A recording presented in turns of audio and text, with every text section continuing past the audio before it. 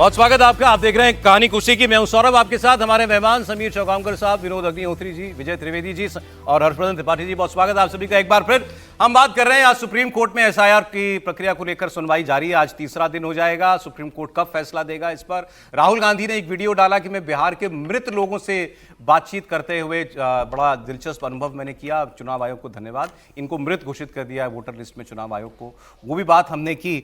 और फिर हमने आपको यह भी बताया कि कैसे राहुल गांधी के आरोप का ठीक वैसा ही जवाब देने के लिए कल बीजेपी ने प्रेस कॉन्फ्रेंस करके बताया कि राहुल गांधी, अखिलेश यादव, ममता बनर्जी के भतीजे, इन सब की सीटों पर भी बोगस वोटिंग हुई और इसकी वजह से ये लोग चुनाव जीते। उसका परिणाम ये हुआ कि कांग्रेस पार्टी ने कल खुलकर ये ऐलान कर दिया, इसका मतलब देश में जो वोटर लिस्ट है वो पूरी तरीके से कॉम्प्रोमाइज्ड है। और अब तो बीजेपी भी यही बात कह रही है, इसका मतलब पिछले साल हुए लोकसभा चुनाव गलत वोटिंग लिस्ट के आधार पर हुए, ये चुनाव निरस्त कर देना चाहिए, इसके नतीजे निरस्त कर देने चाहिए, सरकार को इस्तीफा दे देना चाहिए। क्या देश के अंदर मध्यावधि चुनाव की भूमिका बनाई जा रही है, मिड टर्म पोल की भूमिका बनाई जा रही है? ये बहुत दूर की कौड़ी मालूम पड़ती है, लेकिन ऐसी बातें होना शुरू हो चुकी हैं। अभी 2 दिनों पहले अभिषेक बनर्जी ने एक बयान दिया था, उन्होंने भी यही बात कही कि गुजरात की वोटर लिस्ट ठीक, मध्य प्रदेश की ठीक, लेकिन बंगाल और बिहार की गलत। चुनाव आयोग अगर ऐसा कहेगा तो इसको हम स्वीकार करने वाले नहीं हैं। या तो पूरे देश में एसआईआर होगी, हर राज्य के अंदर होगी, वरना इस्तीफा दे सरकार, क्योंकि गलत वोटर लिस्ट पर यह सरकार चुनकर के आई है, मोदी सरकार। कल यही बात पवन खेड़ा ने कही। और एक तीसरा एलिमेंट इसमें जुड़ गया तब जब जगन मोहन रेड्डी, जो अभी आंध्र प्रदेश का चुनाव पिछले साल ही लोकसभा चुनाव के साथ हुआ था, वो हारे हैं, काफी बड़े अंतर से वो हारे चंद्रबाबू नायडू की टीडीपी से। उनको राहुल गांधी से भी स्कोर सेटल करना है, क्योंकि ये ना इस कैंप में है ना उस कैंप में है, ये समय और तारीख देख करके जाते हैं किसी के साथ। तो उन्होंने कल ये कहा कि राहुल गांधी बिहार की बात करेंगे, राहुल गांधी बंगाल की बात करेंगे, वो दिल्ली में अरविंद केजरीवाल की बात क्यों नहीं करते? अरविंद केजरीवाल ने भी यही आरोप लगाए थे कि दिल्ली के अंदर फर्जी वोटर ऐड किए गए चुनाव से पहले। वो आंध्र प्रदेश की बात क्यों नहीं करते? मैंने भी आंध्र प्रदेश में यही कहा था। 12.5% का अंतर जो है मतदान और गिनती के बीच में आ गया। इसका सवाल जब मैंने उठाया उसका कोई जवाब नहीं आया। राहुल गांधी इसीलिए मेरी बात नहीं करेंगे, आंध्र प्रदेश की बात नहीं करेंगे, क्योंकि वो हॉटलाइन से जुड़े हुए हैं चंद्रबाबू नायडू के साथ। इसका मतलब समझिए, ये मोदी सरकार 2 सहयोगियों के बूते पर इसको मेजॉरिटी मिली हुई है, एक नीतीश कुमार और दूसरे चंद्रबाबू नायडू, और इसमें बड़े पार्टनर चंद्रबाबू नायडू हैं, सबसे बड़े पार्टनर। 16 सीट के साथ। और जगन मोहन रेड्डी ये कह रहे हैं कि हॉटलाइन से चूंकि चंद्रबाबू नायडू जुड़ गए हैं राहुल गांधी से, इसलिए मेरी बात नहीं करते हैं। लेकिन क्या वाकई चंद्रबाबू नायडू के और राहुल गांधी के कोई तार जुड़े हुए हैं? कहने वाले तो ये भी कह रहे हैं कि बिहार के चुनाव तक ही मतलब है नीतीश कुमार को मोदी से, चुनाव के परिणाम के बाद क्या दिल्ली को लेकर उनका रवैया वो भी बदलेगा? मैं आपको 2 बयान सुना देता हूं, पहले जगन मोहन रेड्डी का और अभिषेक बनर्जी का। About vote chori, why does he not make a statement on Andhra, where the highest 12.5% is the vote difference between what was announced versus the counting day, when the votes were counted. The difference was 12.5%. The highest what this man can ever speak of. Why does he not speak about Arvind Kejriwal? When Arvind Kejriwal himself lost MLA election, his own MLA seat Arvind Kejriwal lost. Can you believe that? Why doesn't Rahul Gandhi talk about that? He doesn't. Rahul Gandhi does not talk about Andhra because Chandrababu Naidu is in touch with Rahul Gandhi through Revanth Reddy on a hotline. Is it not a fact? And what should I comment on someone like Rahul Gandhi, who himself is not sincere to what he does? कह रहे हो बंगाल में voter list गलत है, लेकिन गुजरात में सही है। बिहार में गलत है, लेकिन यूपी में सही है। भाई अगर गलत है तो आपके ऑपोजिशन, हमारे ऑपोजिशन जितने भी दल हैं, वो स्पष्ट आपके पास सबूत के बदौलत आपके पास इंफॉर्मेशन रखा है कि वोट चोरी कर्नाटका में भी हुआ है, यूपी में भी हुआ है, गुजरात में भी हुआ है और बिहार में भी हुआ है। और बीजेपी ने वोट चोरी करके इलीगली, अनएथिकली, अनकॉन्स्टिट्यूशनली पावर में आया है। अगर एसआईआर होगा तो पूरा देश में होगा, और उसके लिए पहला कदम प्रधानमंत्री से लेकर पूरा कैबिनेट को इस्तीफा देना होगा, लोकसभा डिसॉल्व करना होगा, उसके बाद आप एसआईआर करें। सर, ये सारा माहौल क्या मध्यावधि चुनाव की भूमिका बनाने के लिए किया जा रहा है, बनाया जा रहा है? देखिए दबाव तो बना रहे हैं विपक्षी दल, लेकिन मुझे नहीं लगता कि विपक्षी दलों के दबाव में कोई प्रधानमंत्री नरेंद्र मोदी इस्तीफा दे देंगे या सरकार इस्तीफा दे देगी, मुझे नहीं लगता, क्योंकि इतना आसान नहीं है सरकार मध्यावधि चुनाव में जाना। और दूसरी बात यह है कि ये जो कह रहे हैं मान लीजिए जगनमोहन रेड्डी एक तरह से राहुल गांधी के आरोप की पुष्टि कर रहे हैं। मतलब वो ये कह रहे हैं राहुल गांधी चंद्रबाबू के टच में है इसलिए बोल नहीं रहे हैं आंध्र प्रदेश में। लेकिन आंध्र प्रदेश भी वही हुआ है, उनका कहना है कि 10-12% का वोट फर्क हो गया, यानी वो भी यही मान रहे हैं कि जो चुनाव में उनकी हार हुई है वो वोट तथाकथित वोट चोरी के कारण हुई है। तो एक तरह से वो भी उस सुर मिला रहे हैं, बट राहुल गांधी पर आरोप लगा रहे हैं चंद्रबाबू नायडू के टच में है। तो ये सब अपने अपने स्कोर सेटल कर रहे हैं इसमें, जो पार्टियां जहां सर दो बातें हो गई ना, लेकिन इनका ये कहना कि भाई मेरे यहां भी चोरी हुई है, हाँ। अभिषेक बनर्जी ने कहा सब जगह चोरी हुई है, मोदी और उनकी कैबिनेट इस्तीफा दे दे, कि आप ये पहले तो आपने इस सरकार के मैंडेट को वो उसमें तो अनुराग ठाकुर उस पर दाग लगाने की कोशिश की। उसमें अनुराग ठाकुर की प्रेस कॉन्फ्रेंस और सोने में सुहागा कर दिया उन्होंने, उसको कांग्रेस ने मुद्दा बना लिया। उन्होंने 6 लोकसभा सीटें गिरा दी कि यहाँ अभी चोरी हुई, चलो वो कांग्रेस वाली ही है या विपक्ष की है, लेकिन उन्होंने भी मान लिया कि वोटर लिस्ट में गड़बड़ी है भारी पैमाने पर। तो ये बड़ी विचित्र, मुझे समझ में नहीं आया अभी बीजेपी कल क्या प्रूव करना चाह रही थी। मतलब अगर आप ये कहते, अगर बीजेपी कल ये कहती कि राहुल गांधी ने जिस तरीके से वोटर लिस्ट का उपयोग किया और संदिग्ध वोटरों को वोट चोरी बता दिया, तो ऐसा तो हम भी कह सकते हैं, ये कहना अलग बात है। हाँ। लेकिन आप ये कहिए कि आप वोट चोरी करके आप जीते हैं, हम नहीं। देखिए है क्या, कई बार आप राजनीति करते हुए सवाल जवाब में, और ये तो प्रेस कॉन्फ्रेंस हुई तो सचमुच थोड़ा और पुख्ता तैयारी के साथ ये होना चाहिए था। भारतीय जनता पार्टी के पार्ट पर वो जो अनुराग ठाकुर की प्रेस कॉन्फ्रेंस हुई, ये जनरलाइज करने की कोशिश थी, जैसे सामान्य तौर पर गड़बड़ियाँ आती हैं, ढेर सारी मुश्किलें होती हैं, वोटर लिस्ट में ये हो गया वो हो गया, और उसको बताने की कोशिश थी। लेकिन लोकतंत्र भी अद्भुत है हमारा। अभिषेक बनर्जी कह रहे हैं कि भाई बड़ी गड़बड़ हो गई है, मोदी इस्तीफा दें, तो ममता जी क्यों न दें? पहले तो अपनी बुआ जी से कहना था ना इस्तीफा देने के लिए, तो उल्टा क्यों आ रहे हो भाई? और फिर मैं कह रहा हूं, बार बार देश को ये बताना पड़ेगा कि ये जो सारे नेता बता रहे हैं, 2 लाइन है। एक लाइन जहां जीत गए वहां चुप हो जाना, दूसरी लाइन जहां हार गए वहां आपके ऊपर यानी जनता के ऊपर सवाल खड़ा करना, फिर कहना कि चुनाव आयोग मिल गया है। चुनाव आयोग मिलता है तो केरल, तमिलनाडु, हिमाचल प्रदेश, कर्नाटक, तेलंगाना, पंजाब और पश्चिम बंगाल, झारखंड, यहां भाजपा कुछ नहीं कर पाती है। चुनाव आयोग मिला हुआ था, इतने महत्वपूर्ण राज्यों से आउट करा दिया, लेकिन जैसे ही कहीं और कुछ हो तो गड़बड़ हो जाती है। 37-43 सीटें अगर कांग्रेस और सपा जीत जाती है तो ना कोई दिक्कत नहीं। अयोध्या भी मोदी जी हार गए, इतना बार बार उनको अपमानित करने के लिए कि अरे फैजाबाद हार गए, बड़ी हंसी आ रही थी, कॉमेडियन तक को मजा आ रहा है और मोदी जी वो भी नहीं कराते। तो नरेंद्र मोदी और अमित शाह कुछ न करते, सिर्फ और सिर्फ राहुल गांधी को मुद्दा दे रहे हैं, और उस पर अमेठी और रायबरेली भी छोड़ दिया, कहीं तो जाकर कुछ करते। ये विशुद्ध जिसको कहते हैं ना कि देश के लोकतंत्र में संदेह पैदा करने की कोशिश है, और ये मध्यावधि चुनाव वाला तो एक ही शब्द कहूंगा, बकवास है, कुछ नहीं होने वाला है, दूर दूर तक कोई। अगर चंद्रबाबू नायडू की सच में हॉटलाइन है राहुल गांधी से, तो अच्छा, तो हॉटलाइन होगी तो क्या चंद्रबाबू पहले इस्तीफा देंगे? आइए ना पलट के। उनको कोई इस्तीफा नहीं देना है, अरे भाई, उनको तो बस सरकार से समर्थन खींच लेना है। लेकिन वो तो ये होगा ना कि भाई वो भी तो उसी तरह से आए, फिर आप मुद्दे पे जा रहे हैं, आप टेक्निकल इशू पर जा रहे हैं। हाँ, ना, लेकिन चंद्रबाबू ऐसे इशू में जाएंगे क्यों? आप इसको यूं समझिए ना, आप चंद्रबाबू जी की निष्ठाएं बहुत समझते हैं, यदि याद हो नायडू जी की, खैर वो अलग है, लेकिन मध्यावधि चुनाव की अभी संभावना नहीं है। दूसरी बात जो अभी ये कहा गया, हम लोग अक्सर चर्चा करते हैं कि भाई जहाँ जीत जाते हैं वहाँ तो चर्चा नहीं करते, और जहाँ हार जाते हैं उसको सवाल खड़े करते हैं। एक तो मैं हमेशा ही कहता हूँ कि जो लोग फेल होते हैं वही तो रिवाइज करवाते हैं ना मार्क्स को। ये सब लोग करवाते, जो फर्स्ट आ जाता है वो मार्क रिवाइज करवाता है, नहीं करवाता ना। और फिर जो कल बीजेपी ने प्रेस कॉन्फ्रेंस किया, जिसमें बीजेपी ने जिन 6 लोगों के नाम दिए, वो कौन सी सीट है?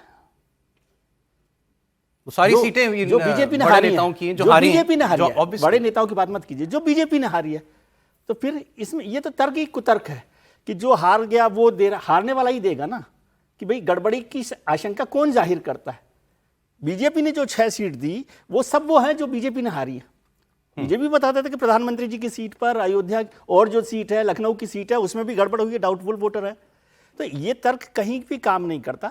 मसला यह है कि बीजेपी ने ये विपक्ष को एक मौका दिया कि भाई हाँ, सब जगह ही भांग घुली हुई है कुएं में और गड़बड़ी कल है। ये आरोप लगाकर मैं समझता हूं कि ये दोनों एग्जेजरेशन है। एक ये कि 100% इलेक्शन ठीक हो रहा है और इलेक्टोरल लिस्ट ठीक है, और एक ये कि 100% खराब है, कुछ गड़बड़ियां है, उसको सब लोग मिलकर ठीक करें, वो ठीक है बात, और उस पर काम करना चाहिए। और दूसरा, ये जो मृत लोग आ गए, हर चीज़ को साजिश के तौर पर देखना, वो मृत लोग इलेक्शन कमीशन की लिस्ट में आए हैं ना, इलेक्शन कमीशन ने डिसीट उनको डिक्लेयर किया और वो यहाँ आ गए हैं। अब यदि उनके जिंदा होने पर भी शक हो तो अलग बात है। अब वो कहाँ जाएं ये भी बताइए। नहीं, वो शक उन्होंने वो शक क्रिएट किया कि क्या ये लिस्ट में वाकई मृत हैं। हाँ हाँ, वो तो है ही ना, इसमें तो कोई झूठ ही नहीं है बात। पहले वो ये नहीं कह रहे, वो तो ये कह रहे लिस्ट ही आपके पास नहीं थी, वो अलग इशू है। वो ये बात नहीं कह रहे कि लिस्ट में है कि नहीं है, लिस्ट में तो वो है ही डेड। एक मिनट, आप कुछ कह रहे हैं, मैं समीर जी से जरा ये चंद्रबाबू नायडू एक तो कोई प्रमाण दीजिए ना कि वो डेड में थे। कहीं तो कोई होता, प्रेस कॉन्फ्रेंस में राहुल गांधी बताते ना, ये देखिए इनका नाम डेड में लिखा, कहीं आपको दिखा? वो खुद ही कह रहे हैं लोग भाई, नहीं दिखा ना। हर्षवर्धन जी, प्रमाण दे कौन रहा है? कल बीजेपी ने प्रमाण दिया क्या कि ये सारे घुसपैठी हैं, सारे मुसलमान नाम निकाल के सबके नीचे घुसपैठियां लिख दिया। इसीलिए कह रहा हूं कि देश की लोकतांत्रिक प्रक्रिया को संदेह के दायरे में डालने की राजनीतिक दलों की कोशिश खतरनाक है। कांग्रेस कर रही है, मुझे समझ में आता है। बीजेपी ने क्यों किया? कल बीजेपी ने जवाबी में किया, वो जाने कि क्यों इतनी कम तैयारी के साथ किया। लेकिन मैं बड़ा स्पष्ट हूं कि चुनाव प्रक्रिया में बहुत सी मतदाता सूची में गड़बड़ होती है, और मैं तो आपसे पहले भी बता चुका हूं, फिर दोहरा रहा हूं। मेरा नाम किसी ने कटवा दिया, मेरी बीएलओ से बात हुई, उसके बाद भी वो नहीं जुड़ा, तो मैं क्या करूं? मैं कहूं कि वोट चोरी हो गया? आपके खिलाफ साजिश हुई? मैं तो ये नहीं कह सकता हूं आपका वोट चोरी हुआ। मैं लोकतंत्र में इस तरह संदेह नहीं कर सकता। एक सेकंड, मैं कहूंगा कि मैं कमजोर पड़ गया, मुझे जाना चाहिए था और अपना वोट डलवाना चाहिए। विपक्ष इन दो पार्टियों को, जिन्हें वो बैसाखी कहता है कि इन बैसाखियों के सहारे मोदी सरकार चल रही है, चंद्रबाबू नायडू और नीतीश कुमार, इनकी भूमिका की जरा और बात हमें कर लेनी चाहिए। समीर जी के पास ये कल जब से पिछले साल नतीजे आए, इस पर खूब चर्चा हो चुकी है कि ये कितने पक्के वाले सहयोगी हैं, और वो दोनों जो हैं, मतलब कोई बीजेपी का सांसद क्या अपनी लॉयल्टी प्रूव करेगा जितना चंद्रबाबू नायडू और नीतीश कुमार एक साल से कर रहे हैं अपनी बातों में। उसके बावजूद ये अभी जो एक शक पैदा करने की कोशिश जगन मोहन रेड्डी कर रहे हैं, उन्होंने कहा कि ये तेलंगाना के चीफ मिनिस्टर रेवंत रेड्डी के जरिए राहुल गांधी से जुड़े हुए हैं चंद्रबाबू नायडू। इसमें कोई हकीकत हो सकती है? देखिए, एक लंबे समय से जगन मोहन रेड्डी एक शांत बैठे हुए थे, कोई सुर्खियां बटोर नहीं रहे थे मीडिया के अंदर, आंध्र प्रदेश की राजनीति के अंदर। मुझे लग रहा है इनका ये जो बयान है सिर्फ राजनीतिक रूप से एक सुर्खियां बटोरने के दिया गया बयान है। ऐसा कुछ भी नहीं है कि चंद्रबाबू नायडू राहुल गांधी संपर्क में होंगे, और संपर्क में नहीं क्यों होते, सारे पार्टी एक दूसरे के नेताओं को जानते हैं, मेल मुलाकात होती होगी, बात होती होगी। उनका जो तेलंगाना के मुख्यमंत्री रेवंत रेड्डी, उसके चंद्रबाबू नायडू आंध्र प्रदेश के मुख्यमंत्री की मुलाकात होती होगी, क्योंकि आंध्र प्रदेश और तेलंगाना तो पहले एक राज्य थे, कई चीजें होंगी जिस पर उनकी बातें होती होगी। इसका मतलब ये नहीं है कि चंद्रबाबू नायडू कोई भारतीय जनता पार्टी के साथ एनडीए गठबंधन छोड़कर कोई नया मोर्चा बनाने की कोशिश कर रहे हैं, कांग्रेस के साथ जा रहे हैं कि भाई आप मुझे प्रधानमंत्री पद का उम्मीदवार बना दो या प्रधानमंत्री के रूप में एक्सेप्ट कर लो, तो मैं इतनी संख्या ले आता हूं कि मैं प्रधानमंत्री बन जाऊंगा। क्या चंद्रबाबू जी रणनीति पे काम कर रहे हैं कि भाई मेरे पास तो 16 सांसद है, भारतीय बाकी उनके पास, विपक्ष के पास। अरे इससे अच्छी परिस्थिति उनके लिए हो क्या सकती है? केंद्र की सरकार उनके सहारे, राज्य में उनकी पूर्ण बहुमत की सरकार। मुझे लगता है कि जिस तरीके से प्रधानमंत्री मोदी के साथ अभी चंद्रबाबू नायडू को जो एक बॉन्ड बना हुआ, लगातार चंद्रबाबू नायडू प्रधानमंत्री मोदी की तारीफ कर रहे हैं, चंद्रबाबू नायडू इस तरह की गलती कभी नहीं करेंगे। ये पूरा मूर्खतापूर्ण बयान मुझे नजर आता है, जो बयान उन्होंने दिया है, इसमें कोई सच्चाई नहीं है और न कोई मध्यवर्ती चुनाव होने की संभावना है। नीतीश कुमार के पास क्या कोई वजह हो सकती है बिहार चुनाव के बाद सेंटर से अलग होने के लिए? देखिए, मुझे लगता है बिहार चुनाव के बाद तो नीतीश कुमार और कमजोर हो जाएंगे। अभी तो फिर भी उनके पास 12 सांसद है और 45 विधायक है। बिहार चुनाव के बाद तो भारतीय जनता पार्टी अपने दम पर सरकार बनाने अगर ये जीते तो राज्य में सरकार और केंद्र में मंत्री, उसमें भी समझ में नहीं आता। अगर मान लीजिए बिहार में सरकार नहीं आती नीतीश कुमार की, तो क्या पुनर्विचार करेंगे? नहीं, देखिए, राज्य की राजनीति जो है वो सौदेबाजी की राजनीति है। अब वो सिद्धांत की, विचार की राजनीति नहीं है कि इस इशू पर हम जो है विचार हमारा टकरा रहा।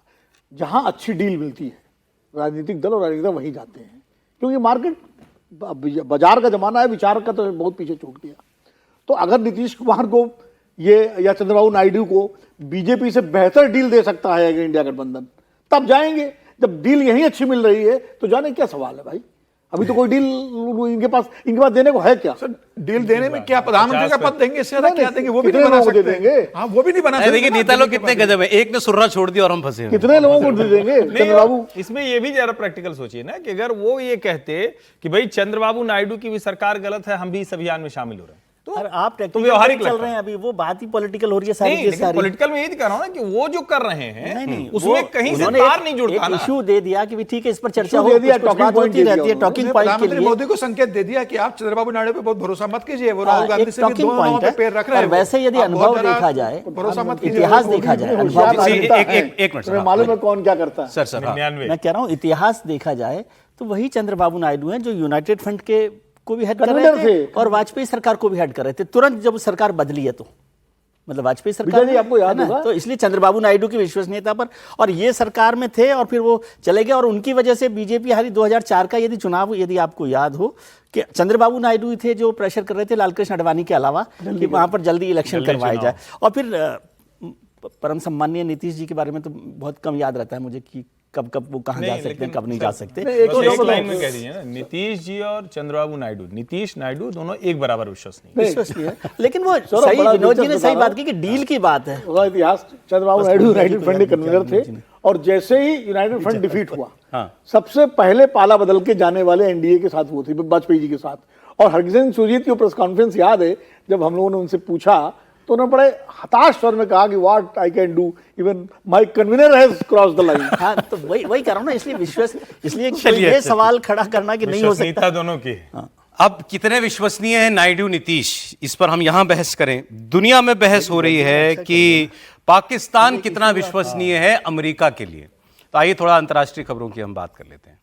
ऑपरेशन सिंदूर में पाकिस्तान की इतनी बुरी गत हुई, 13 एयरबेस उसके खंडहर किए भारत ने, आतंकवादियों के अड्डे मरघट बन गए। फिर भी फील्ड मार्शल को खुश करने के लिए जश्न आज़ादी एक दिन पहले ही पाकिस्तान ने मना लिया। 14 अगस्त की जगह 13 अगस्त को ही पाकिस्तान ने अपनी बेशर्मी दिखा दी दुनिया को। जश्न आज़ादी का नाम रखा गया मार्काए हक। लेकिन यहां भी फील्ड मार्शल मुनीर ने उसी फील्ड ऑपरेशन बुनियान उन मरसूस के कसीदे पढ़े जिसकी धज्जियां भारत की एयरफोर्स ने उड़ा दी थी। मार्काए हक के मंच से वही घिसी पिटी तकरीरें हुई, वैसी गीदड़ भभकी हुई। शहबाज शरीफ हों, बिलावल भुट्टो हों, दोनों ने फिर भारत को जंग की धमकी दी। तो सुनिए कैसे पाकिस्तान के हुक्मरान पिटने के बाद भी बेशर्मी कर रहे हैं और डंके की चोट पर कर रहे हैं। मैं ये बताना चाहता हूं आज दुश्मन को कि अगर तुम हमारा पानी बंद करने की धमकी देते हो तो ये बात जहन में रखना कि पाकिस्तान की एक बूंद भी तुम पाकिस्तान से छीन नहीं सकते। उस खुदाए बुजुर्गो बरतर की कसम है कि अगर तुमने ये हरकत की तो दोबारा तुम्हें वो सबक सिखाएंगे कि तुम कानों को। 6 और 10 मई इस साल जो अफवाज पाकिस्तान ने दुश्मन को वो कारी जरब लगाई है कि उम्र भर याद रखेगा, उम्र भर। ये शहबाज शरीफ ने लंबा क्या सुना ना, आप मुझसे पूछ लीजिए ये कल क्या बोलेंगे, मैं बता सकता हूँ ये, क्योंकि बोलना है इनको वही है। आपको मालूम है सर, पाकिस्तान के प्रधानमंत्री की मेज पर कभी पानी का ग्लास नहीं होता। आप चेक कर लेना, मैं झूठ बोल रहा हूँ तो। इनको पता नहीं कब पीटने लगते हैं, ये टेबल पीटने लगता है। अभी पीटा उन्होंने टेबल, तो इनकी मेज पर कभी कोई कांच का सामान नहीं रखा। हाथ चलाते हाथ माइक वाइक तोड़ देते हैं। तो समझे कि वो सिंधु का पानी बंद हो गया तो पानी है नहीं है, तो गिलास कहाँ से रखे। लेकिन इनको जवाब बड़ा मजेदार दिया असदुद्दीन ओवैसी साहब ने।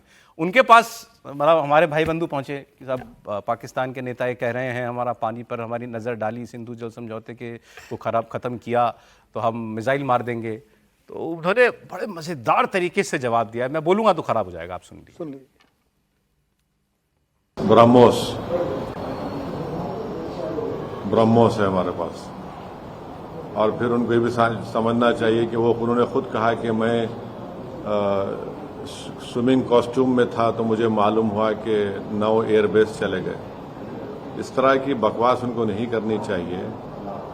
आप एक मुल्क के वजीर आज़म हैं, आप एक कुछ तो खैर आपको उसका पासो लिहाज नहीं होगा, मगर इस तरह की आप जबान इस्तेमाल कर रहे हैं जो हम पे कोई असर नहीं करेगा।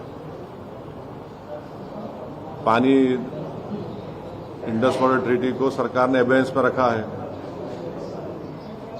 अब एबेंस में रखा है तो बजाय उसके कि आप थोड़ा तब्दीली दिखाते, आप धमकी दे रहे हैं, तो धमकी का असर कुछ नहीं होगा भारत के ऊपर। अब बहुत हो गया।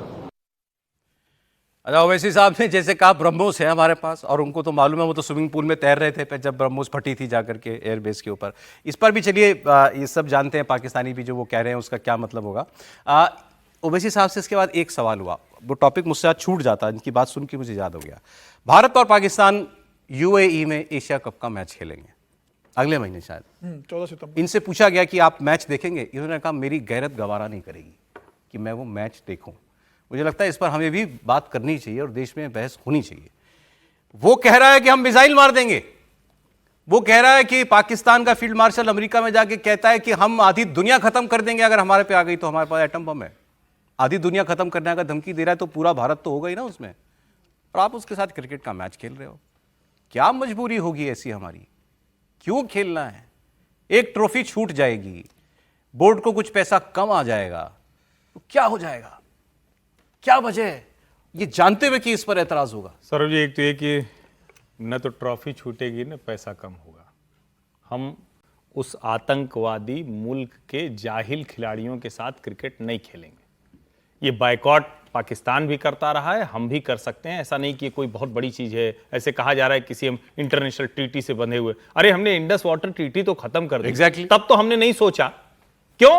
क्योंकि वो जाहिल मुल्क रोज बम फोड़ रहा है, वो सीमा पर गोलीबारी कर रहा है, वो हमारे देश के नागरिकों की जान ले रहा है, वो हर दिन दुनिया में जाकर झूठ बोलता है, प्रोपेगेंडा फैला रहा है। और हमारे खिलाड़ी वहां बैट बॉल खेलेंगे, वहां अच्छा अच्छा डांस होगा, नृत्य होगा, उत्सव होगा। हर चौके छक्के पर वो सुंदरियां रखी जाएंगी वो नृत्य करने के लिए। क्या तमाशा चल रहा है? और क्रिकेट कोई, हम कहते हैं ना कि क्रिकेट में हम बहुत उसको भी धर्म की तरह देखते हैं। क्यों देखते हैं? क्योंकि हमारी प्राइड से जुड़ता है तब देखते हैं। इसके लिए थोड़ी नहीं देखता है कि हमारे देश को बेइज्जत कराए, अपमानित कराए, खून के घूंट पीकर 140 करोड़ देशवासी रहे। यह शर्मसार करने वाला है। भारत सरकार को हर हाल में इसे रद्द करना चाहिए। पाकिस्तान ये भी बता दीजिए कि पाकिस्तान ने भारत में खेलने से मना किया, इसलिए यूएई में खेला मैं इसीलिए कह रहा हूं, पाकिस्तान भारत में खेलने से पहले भी मना कर चुका है। और सवाल सिर्फ मना करने के नहीं, पाकिस्तान तो दूसरे दुनिया के दूसरे देश नहीं खेलते हैं क्योंकि उन्हें डर लगता है पता नहीं किस कोने से बम फट जाए, पता नहीं कहां से सीट उड़ जाए। तो वो तो अलग ही बात है। मैं तो ये भी कह रहा हूं कि ना ट्रॉफी जाएगी, और जहां तक रही पैसे की बात ना, तो हम लोग तो अगर सिर्फ भारत में खेल लेंगे तो उससे बहुत ज्यादा कमा लेंगे। दुनिया हमारे पैसे से चल रही है, हम पाकिस्तान के पैसे से नहीं चल रहे।